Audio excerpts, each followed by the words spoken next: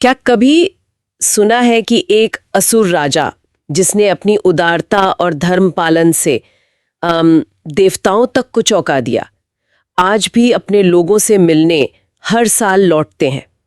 क्या महाबली और ओणम की ये रहस्यमयी कथा सुनी है? ये कहानी सिर्फ एक राजा की जीत या हार की नहीं है, नहीं, बल्कि ये वचनबद्धता, त्याग और अपनी प्रजा के प्रति एक शासक के गहरे अटूट प्रेम की कहानी है। एक ऐसी कहानी जो हमें बहुत कुछ सोचने पर मजबूर करती है। हम कबीर और इरा आपका स्वागत करते हैं मंथन में। आज हम केरल के सबसे जीवंत त्योहार ओणम और उसके पीछे की अद्भुत बहुस्तरीय कहानी पर गहराई से चर्चा करेंगे। हाँ, ये कहानी है राजा महाबली की, जिन्हें अक्सर असुर राजा कहा जाता है, पर जिन्हें उनकी प्रजा भगवान की तरह पूजती थी और आज भी पूजती है। हमारे पास इस विषय पर कई तरह के स्रोत हैं, पौराणिक कथाएं हैं, विकिपीडिया जैसे ज्ञान स्रोतों से मिली जानकारी है, त्योहारों के विस्तृत विवरण है और कुछ दिलचस्प अकादमिक विश्लेषण भी मिले हैं। तो चलिए इस कहानी और इसके पीछे छिपे गहरे अर्थों की परतों को खोलते हैं। तो कहानी शुरू होती है महाबली से। वे प्रहलाद के पोते थे और विरोचन के पुत्र। हाँ, पौराणिक कथाओं के अनुसार वे केरल पर राज करने वाले एक अत्यंत शक्तिशाली और उदार असुर राजा थे। उनकी प्रजा उनसे बेहद प्रेम करती थी। और यहाँ असुर शब्द पर रुकना शायद जरूरी है ना? बिल्कुल।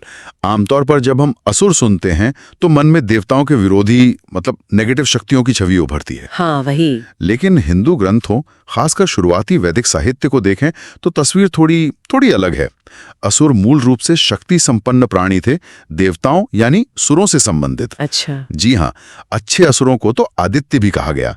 बाद के ग्रंथों में जरूर ये देवों और असुरों के बीच की जो प्रतिद्वंदिता है वो बढ़ी।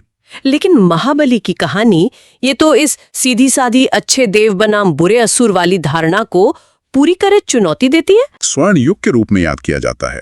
कहते हैं उनके राज में कोई झूठ नहीं बोलता था, चोरी नहीं होती थी और हर कोई खुशहाल था। और कुछ स्रोत और लोक मान्यताएं तो यहाँ तक कहती हैं कि उनके राज्य में जाति व्यवस्था का कोई स्थान नहीं था, सब बराबर। सच में ये उस समय के हिसाब से कितनी बड़ी बात रही होगी। बिल्कुल, एक ऐसा राजा जो सिर्फ शक्तिशाली ही नहीं बल्कि न्यायप्रिय और समतावादी भी था। कमाल है। पर जैसा अक्सर होता है, इतनी बढ़ती शक्ति और लोकप्रियता ने देवताओं को चिंतित कर दिया। हाँ, उन्हें डर सताने लगा कि महाबली अपनी शक्ति से स्वर्ग पर भी अधिकार न कर लें। तो उन्होंने क्या किया? वे सहायता के लिए भगवान विष्णु के पास पहुंचे। अच्छा। यहाँ कहानी एक दिलचस्प मोड़ लेती है। देवताओं के अनुरोध के बावजूद विष्णु ने सीधे सीधे महाबली के खिलाफ हस्तक्षेप करने से मना कर दिया। मना कर दिया? क्यों? कारण महाबली न सिर्फ एक नेक और धर्मपरायण शासक थे, बल्कि वे विष्णु के भक्त भी थे। ओह, भक्त भी थे। ये अपने आप में एक जटिल स्थिति थी। हाँ, ये वाकई सोचने वाली बात है। एक तरफ देवताओं की चिंता, दूसरी तरफ एक भक्त और गुणी राजा का मान। तो विष्णु ने क्या किया फिर? विष्णु ने एक रास्ता निकाला। उन्होंने देवताओं की चिंता दूर करने और महाबली की भक्ति का सम्मान रखने का एक तरीका सोचा। क्या तरीका? उस समय महाबली एक महायज्ञ कर रहे थे और उसमें उन्होंने संकल्प लिया था कि वे किसी भी याचक को वो जो भी मांगेगा खाली हाथ नहीं लौटाएंगे। अच्छा, वचन दिया था। हाँ, विष्णु इसी अवसर पर एक बौने ब्राह्मण बालक वामन का वेश धर कर वहां पहुंचे। महाबली ने उस तेजस्वी ब्राह्मण बालक वामन का पूरे आदर सत्कार से स्वागत किया और उनकी इच्छा पूछी। और वामन ने बड़ी विनम्रता से बस अपने लिए 3 पग भूमि दान में मांगी। सिर्फ 3 पग भूमि? कितना सरल सा निवेदन लगता है। लगता तो है, लेकिन महाबली के गुरु शुक्राचार्य, जो दैत्यों के गुरु भी थे और अत्यंत ज्ञानी थे, उन्होंने वामन के रूप में विष्णु को पहचान लिया। उन्होंने पहचान लिया? हाँ, उन्होंने महाबली को आगाह किया, समझाया कि ये बालक छल कर सकता है, तुम वचन मत दो। पर महाबली कहाँ मानने वाले थे। उन्होंने क्या कहा? उन्होंने कहा, वचन देकर पीछे हटना एक राजा के धर्म के विरुद्ध है। मैं अपना वचन नहीं तोड़ सकता। वाह! और यही महाबली का चरित्र उभर कर सामने आता है ना? बिल्कुल। वचनबद्धता उनके लिए सबसे ऊपर थी। बिल्कुल। जैसे ही उन्होंने दान देने का वचन दिया, वामन ने अपना आकार बढ़ाना शुरू कर दिया। कितना? वे इतने विशाल हो गए कि एक ही पग में उन्होंने पूरी पृथ्वी नाप ली। पूरी पृथ्वी एक पग में? हाँ, और दूसरे पग में पूरा आकाश और स्वर्गलोक। अब तीसरे पग के लिए कोई जगह ही नहीं बची थी। तो वामन ने महाबली से पूछा, राजन, अपना वचन पूरा करने के लिए तीसरा पग कहाँ रखूं? तब महाबली ने जो किया वो तो मतलब अद्भुत है। उन्होंने हार नहीं मानी, अपने वचन से डिगे नहीं। क्या किया उन्होंने? उन्होंने पूरी विनम्रता से अपना सिर झुका दिया और कहा, हे प्रभु, तीसरा पग रखने के लिए मेरा मस्तक प्रस्तुत है। सोचिए जरा, अपना सर्वस्व दांव पर लगा दिया सिर्फ अपना वचन निभाने के लिए। अविश्वसनीय। वामन ने अपना तीसरा पग महाबली के सिर पर रखा और उन्हें पाताल लोक भेज दिया। पाताल लोक? हाँ, कुछ स्रोतों में इसे सुतल लोक कहा गया है, जिसे स्वर्ग से भी अधिक ऐश्वर्यशाली और समृद्ध बताया जाता है। अच्छा, तो ये कोई सजा जैसी नहीं थी? ये समझना जरूरी है कि पौराणिक मान्यताओं में पाताल लोक को हमेशा नर्क या बुरी जगह नहीं माना जाता, बल्कि यह ब्रह्मांड का एक अलग तल है, काफी समृद्ध। लेकिन क्या ये महाबली का अंत था? उनकी कहानी यहीं खत्म? बिल्कुल नहीं। कहानी का सबसे खूबसूरत हिस्सा तो अब आता है। वो क्या है? भगवान विष्णु महाबली की इस अटूट सत्यनिष्ठा, उदारता और भक्ति से इतने प्रभावित हुए कि उन्होंने महाबली को न सिर्फ चिरंजीवी होने का वरदान दिया। अच्छा, अमरता का? हाँ, और साथ ही उन्हें एक और विशेष वरदान दिया। क्या वरदान? विष्णु ने महाबली को अनुमति दी कि वे हर साल एक बार पृथ्वी पर आकर अपनी प्यारी प्रजा से मिल सकते हैं, उनके सुख दुख देख सकते हैं। हर साल अपनी प्रजा से मिलने? जी हाँ, और महाबली के इसी वार्षिक आगमन का उत्सव आज केरल में ओणम के रूप में 10 दिनों तक धूमधाम से मनाया जाता है। ओ, तो ओणम महाबली की वापसी का जश्न है। ये केरल का सबसे बड़ा, सबसे महत्वपूर्ण त्योहार है। बिल्कुल। तो ये कहानी सिर्फ वामन की विजय की नहीं है, बल्कि यह महाबली के त्याग, उनके धर्म यानी कर्तव्य के प्रति समर्पण और अपनी प्रजा के लिए उनके निस्वार्थ प्रेम की कहानी है। हाँ, और यही इस कहानी को इतना अनूठा बनाता है। अक्सर हमने पौराणिक कथाओं में देवताओं की विजय गाथाएं सुनी है, जहां असुरों को मतलब विलन की तरह प्रस्तुत किया जाता है। सही कहा, वामन अवतार की महिमा का बखान होता है, लेकिन इस प्रक्रिया में महाबली की महानता, उनकी प्रजा का उनके प्रति असीम प्रेम और उनके शासन की उत्कृष्टता वो कहीं दब सी जाती है। सही कह रही हैं। ये कहानी हमें मजबूर करती है कि हम अच्छा और बुरा के बने बनाए खांचों से बाहर निकल कर देखें। महाबली असुर थे, पर उनके गुण देवताओं जैसे थे। उनकी प्रजा के लिए वे किसी देवता से कम नहीं थे। और याद कीजिए, उनके दादा प्रहलाद भी तो असुर कुल के होते हुए महान विष्णु भक्त थे। हाँ, ये भी है। तो ये कहानी वंश या जन्म पर नहीं, बल्कि कर्म और धर्म पर जोर देती है। और ये हिंदू दर्शन की जो चक्रीय प्रकृति है उसको भी दर्शाता है। सत्ता, शक्ति, यहाँ तक कि लोक भी स्थायी नहीं है। क्या स्थायी है फिर? जो स्थायी है वो है धर्म, सद्गुण और प्रजा के हृदय में बसा प्रेम। महाबली को पाताल लोक भेजा गया, पर वे अपनी प्रजा के दिलों से कभी दूर नहीं हुए। उनका लौटना इस बात का प्रतीक है कि सच्चा शासक या नायक वो समय और स्थान की सीमाओं से परे होता है। और इसी प्रेम, सम्मान और वापसी की खुशी का जश्न है ओणम। चलिए अब इस त्योहार के रंगारंग सांस्कृतिक पहलुओं की बात करते हैं। हाँ जरूर। ये 10 दिन का उत्सव है जो मलयालम कैलेंडर के पहले महीने चिंगम में आता है, मतलब अगस्त-सितंबर के आसपास। हाँ, इसकी शुरुआत अथम नाम के सितारे के दिन से होती है और 10वें दिन थिरुओणम पर इसका भव्य समापन होता है।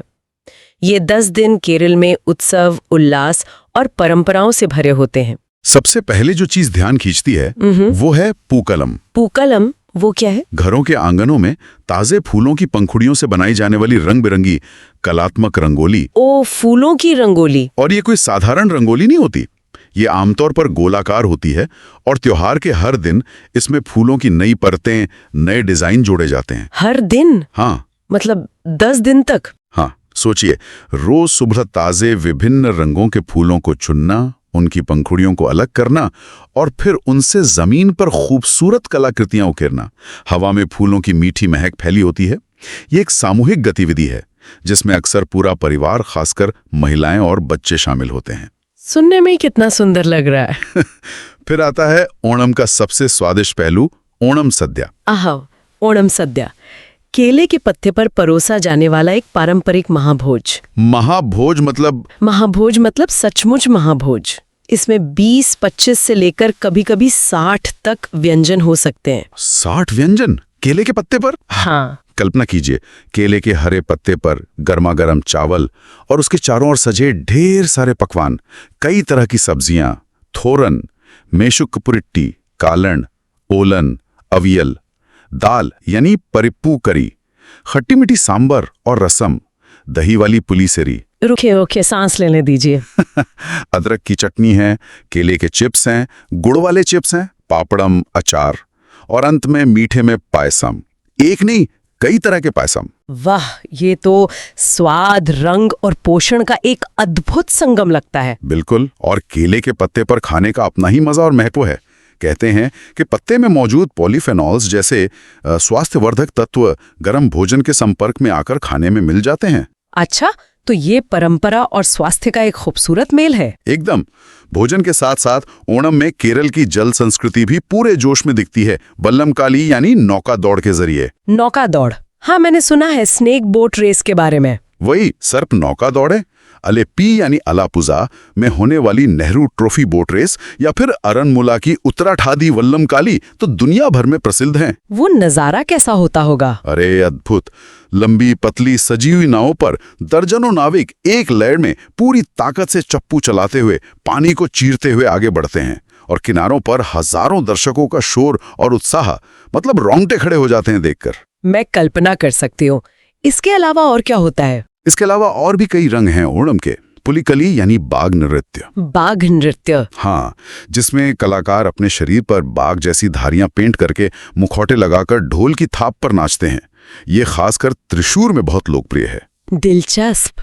और थिरुवाथिरा कली या कैकोटिकली नाम का एक सुंदर लोक नृत्य भी है, जिसे महिलाएं पारंपरिक सफेद या ऑफ वाइट केरल साड़ी पहनकर एक घेरे में लयबद्ध तरीके से करती हैं। कसावू साड़ी, हाँ वो बहुत सुंदर होती है। लोग नए कपड़े पहनते हैं, अपने घरों को सजाते हैं। 8वें दिन, जिसे पुरादम कहते हैं, रिवाज के तौर पर घरों में महाबली और वामन की छोटी मिट्टी की मूर्तियां भी स्थापित की जाती हैं। तो ये सब मिलकर ओणम को सिर्फ एक धार्मिक त्योहार नहीं, बल्कि केरल की सांस्कृतिक विरासत, उसकी एकता और सामाजिक समरसता का प्रतीक बना देते हैं। बिल्कुल। और सबसे महत्वपूर्ण बात यह है कि केरल में इसे सभी धर्मों और समुदायों के लोग मिलजुल कर मनाते हैं।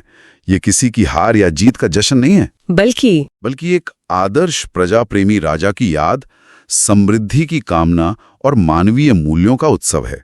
महाबली की कहानी और ओणम का ये उत्सव, ये हमें आज के जीवन के लिए भी बहुत गहरे सबक देता है, नहीं? बिल्कुल देता है।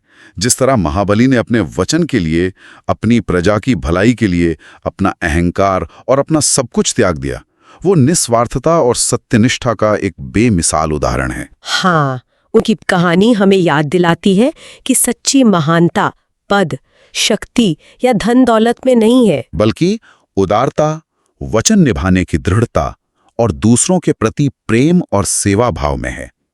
उन्होंने अपने स्व से ऊपर उठकर धर्म का पालन किया। क्या यही सच्चे नेतृत्व की पहचान नहीं है?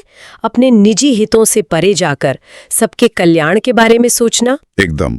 महाबली हमें सिखाते हैं कि असली महानता शक्ति के प्रदर्शन में नहीं, बल्कि उदारता, सत्य और प्रेम में बसती है। वे असुर कुल में जन्मे, पर अपने गुणों के कारण आज भी पूजे जाते हैं, देवताओं की तरह सम्मान पाते हैं। और यहीं पर हम अपने श्रोताओं के लिए एक विचारणीय प्रश्न छोड़ना चाहेंगे। हाँ जरूर।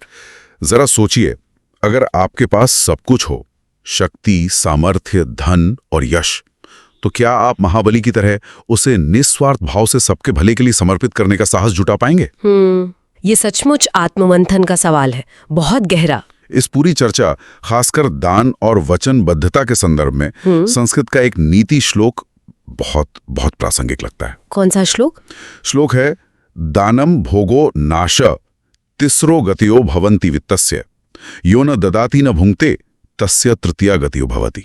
इसका अर्थ क्या है, थोड़ा समझाएंगे? इसका अर्थ है, धन या संपत्ति की 3 ही गतियां यानी परिणाम होते हैं।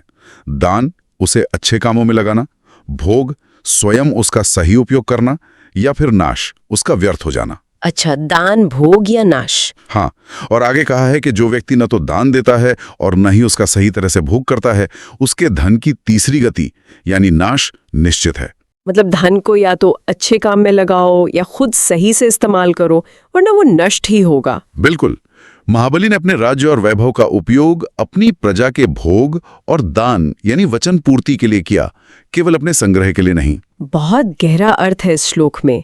महाबली और ओणम की ये कहानी वास्तव में हमें प्रेरित करती है और सोचने पर मजबूर करती है। आपके मन में भी अगर कोई ऐसी ही मिलती जुलती कहानी, कोई विचार या कोई ऐसा वाक्य है जो उदारता, वचनबद्धता या सच्चे नेतृत्व के महत्व को दर्शाता हो, तो उसे नीचे कमेंट्स में जरूर साझा करें। हमें पढ़कर खुशी होगी। कल फिर मिलेंगे एक नई कहानी और उसके गहन विश्लेषण के साथ। तब तक के लिए अपना ख्याल रखें। मंथन जारी रहे।